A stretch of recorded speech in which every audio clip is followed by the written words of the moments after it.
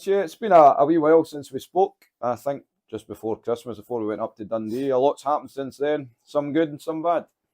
Yeah, that's a good way to sum it up. Couple of really good results, couple of disappointments, but we keep moving forward. So we're now in a position. I think we would need a few favours for other teams in the league if we have to get back in this title race. No ideal, but as you say, we just need to keep getting on with it, chipping away, and we need to try and get back on a winning run. Yeah, listen, you keep going until it becomes mathematically impossible, right? And right now it's still possible. So we'll keep believing and we'll keep going. Dundee have built up a pretty good lead at the top of the table there. It's probably theirs to lose. But, we've seen situations happen in the last couple of years where teams have had a 4, 5, 6 point lead at the top of the season with 9, 10 games to play, and it gets closed very quickly. We've still to play Dundee. I think Dundee have still to play at least one game against both Aberdeen and Kirkcaldy, so there's still a lot that could potentially happen. But yeah, you've got to say that they're the favourites now. So we had a massive win in between. I think Christmas and New Year over Aberdeen. It was probably one of the best games of the season so far. We followed that up with a win over Paisley on the Sunday night after that, and then obviously Hogmanay Hockey North there that we won here as well. And it kind of came to a halt there 2 weeks ago against the Kestrels. Yeah, you've summed that up pretty well. 3 good wins, great win against Aberdeen, a good win away to Paisley, a comfortable win against North Ayr, a good little period for us, and then a slip up. That seems to be a case, or it seems to be happening far too regularly with us this year. 2 or 3 good results, and then we stumble. If we are going to have a rally at trying to close this gap in the league, or having some success in the playoffs, or turning around the Scottish Cup deficit that we've got from the first leg of the semi-final, we have to erase those slip-ups now. There's just absolutely no margin for error anymore. And that's, I think, that last 3 against the Kestrels, they've beat us, yeah. Is that right? Aye. What is it you think is going wrong there when we're playing them? I don't know. The first game in Kirkcaldy that we lost to them, we had 73 shots and scored 2 goals. The goalie stood in his head.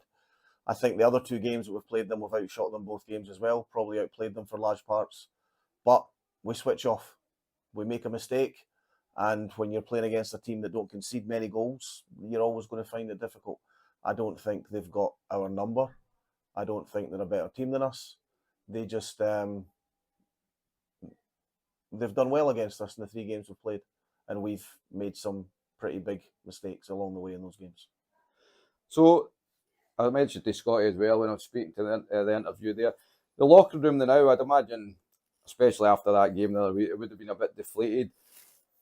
What do you have to do there to get the boys back up for it and ready to go? Listen, everybody wants to make a big deal every time we lose a game or two. There's outcry on social media and there's tough questions to answer. You move on. You get ready for the next game. That's all you can do. That's all you can do. You can wallow in it, or you can just say, let's get ready for the next one. And generally, every time we've lost a game, we've come back with put a little run together of 2 or 3 wins off the back of it, which is what we'll look to do again starting this weekend. We've not lost games because we've been playing terribly. We've not lost games because we're a terrible team. We've lost games because there's competitive games and competitive teams in this league, and we have to be at our best every single night. And some nights we're at our best for 40 minutes. That's not enough. We need to start playing 60-minute games, minimising the mistakes, and capitalising more on other teams' mistakes. And if we can do that, we'll be fine towards the end of the season. As you mentioned there, it starts again this weekend. We've had the weekend off there, hopefully be able to recharge the batteries. We go against Kilmarnock here Saturday, Paisley on Sunday night through in Braehead. 4 points is a must though, isn't it? Absolutely, yeah. Absolutely. 4 points is an absolute must. We'll be looking for 2 wins. I don't envisage either game is going to be easy. I know Kilmarnock are having their struggles this year, but they always come and play hard against us in Murrayfield here. And we've been to Paisley a couple of times this season already. We've not had it our own way. We've had to grind them out. So we'll be expecting the same again on Sunday. But yeah, absolutely 4 points, an absolute must this weekend. And as you said there, there's a lot of hockey to be played. We're still in the Scottish Cup. We've got an uphill task, but we're still in it. We've got the playoffs to look forward to, and as you say, that league's not over yet. It's January. Lots of time. There's lots of time. So, you were away last week to watch Joe with the GB under-20s over in Zagreb in the World Championships. Although, GB, they never picked up a medal in the end, but how was that experience? Obviously, first of all, for you, watching your son playing, but also, just being there and seeing these top kids all these countries? Yeah, it was pretty cool. I've got to admit, it was pretty cool when you're in the stands and you watch them come out for that first game in the tournament, and he's got the GB jersey on. It's a pretty special moment for a parent. The journey started for Joe with myself when he was 4 years old, end ice practice in Kirkcaldy. You don't know where it's going to go from there. You don't know how far it's going to go. So to be standing in a rink in Zagreb for watching a World Championships that your son's a part of it's a special moment, you could say, yeah. And he got a goal as well, eh? He scored in one of the games, yeah. He played well. He got some good ice time. Got moved up the lineup a little bit as the tournament went on, and yeah, he played well. He gave a good account of himself. It was nice to see. I'm possibly guilty in not talking about him enough because of the father-son coach and player situation, but it's just testament to the hard work he's put in over the last God knows how many years. The disappointment and missing out on the GB18s and the work he's done in the last sort of 18 months or so to make sure he made that 20s team, and fair play to him. I can't praise him enough on this occasion. And just one other thing, going back to the games, I just wanted to speak to you about as well. The Hogmanay Hockey, 2,400 fans here. That was incredible, wasn't it? Unbelievable, isn't it? A little SNL team getting 2,500 people for a game, and the rink just looked fantastic, didn't it? Both sides full. Unbelievable. Yeah, it's hard to put into words. It really is. To think that when the Capitals made the comeback and the rink opened again, I remember talking to the bosses at the very beginning, and they were hoping if they could get 450, 500 people a game, they thought they'd be doing well. And here they were sitting watching a game, or playing a game, sorry, in front of 2,500 people. It's pretty impressive. You didn't even get the numbers when you were playing. When I played here, I think the numbers close to that. We're all there to see you?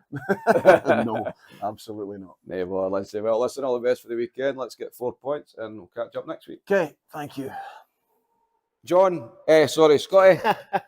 A busy festive period for us as a team. We hope to win all the games, but obviously, unfortunately, we came up short in Dundee and against the Kestrels.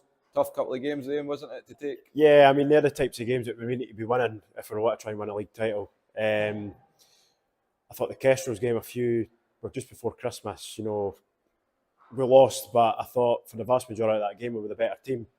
I don't think we played badly, but the Kestrels hurt us, by putting the puck in the net, which is what we never done. And then the Dundee game, I thought, again, we started off pretty well. We got an early goal through Joel. Then I think we went into the end of that period 3-1 down, but we managed to claw it back to 3-3, took them to overtime, which, from the position we were in, it was good to get back into the game. But I think when we went into overtime, just a couple of silly errors, sort of individual errors, which led them to go up the ice 2-1, and that's how they won the game. The games against Dundee have been pretty tight all year. There's only been a goal on it either game, but they're the games that we really, really need to win. Unfortunately, we've not managed to do that, so we just need to keep pushing. So there was, obviously some good games in there as well over that festive period, especially the game against Aberdeen here. I think it was in between Christmas and New Year. Possibly the best game of the season so far, wasn't it? Yeah, I mean, it was, again, we went into that game knowing that we couldn't take anything less than a victory. The way the league table was looking, we had to win.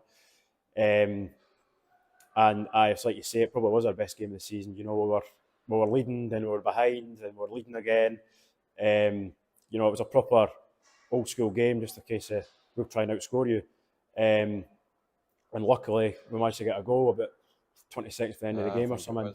Chad managed to break free, and it was just it was a great atmosphere in that game as well. When we score that goal with 20 seconds to go to win it, you're just full of adrenaline, and we're happy to win that game. And that night as well, Scotty, there was a huge crowd in the building, but not just that, they go away, seeing a great game of hockey, but they also seen you going away with a breakaway, 1-on-1 short-handed goal. Tell us about that. It doesn't happen very often. It's not very often I find myself that close to the other team's net, but it's just the way the play broke down. I think Dags kind of got stuck behind the play. He was struggling to get off the ice. Aberdeen went up. I think they went up 5 power play, so they went up the ice 5-on-3. I managed to jump on as soon as Dag managed to get off. And just as I jumped on, that's when Ross decided to backhand out the zone. There was no way that was a pass. No, he was No just chance. trying to clear that. He was claiming it though. He says he meant it, but I've no way he meant that. But when the puck was in the air and I knew I was at the halfway line by myself, I just thought, oh no. So I just had to bear down. As I was skating down, I seen that the Aberdeen goalie was quite far out his net. So there was I think he had committed a wee bit as well when it first came out, and then he went back. Probably didn't realise I managed to jump onto the ice. And as I was skating down, I was like, no, do not blow this. Do not blow this. So, but luckily, I managed to put it in the net. So it was a good feeling to get my first one of the season as well. So Hogmanay Hockey again was unbelievable crowd. I think 2,400 fans in the building. It's just incredible. It's unbelievable for SNL hockey. I think we probably had the biggest crowd in Scotland that weekend. There's elite league teams that struggle to get that. To go out onto the ice in front of that as well, it's a good feeling. Having that many fans there to cheer you on. Excuse me. So you've got to take your hats off to all the fans that came out that day. It's middle of the holidays. It's the last day of the year, so people have maybe got other plans. But no, it was nice to see that many people in the rink. It definitely cheered us onto victory. So there's still lots of hockey left to play. We do need results to kind of go in our favour if we can get back into this league title. But we've just got to keep chipping away there, haven't we, and get on a run again. Yeah, definitely. I mean, the season for us isn't over. We can't just say that's it, the league's done. This time last season we were the top team. We were probably 2 or 3 games, better off than other teams in terms of points, and we managed to sort of ruin it for ourselves. So there's no reason why that can't happen to other teams. We just need to keep chipping away, win our games, and see where that takes us at the end of the year. We've done well against the top teams, so we just need to make sure that we're carrying momentum going into the tail end of the season. And how's the locker room now? Obviously, that recent Kestrel's game, I would imagine the boys were really down after that. How is the mood in the camp now? It's a wee bit better this week. I mean, after the game last week, I don't think there was any words said in the room. Everybody just kind of sat mulling over what had just happened. Certainly, I sat in my kit for about 20-25 minutes after the game, just wondering how that even happened.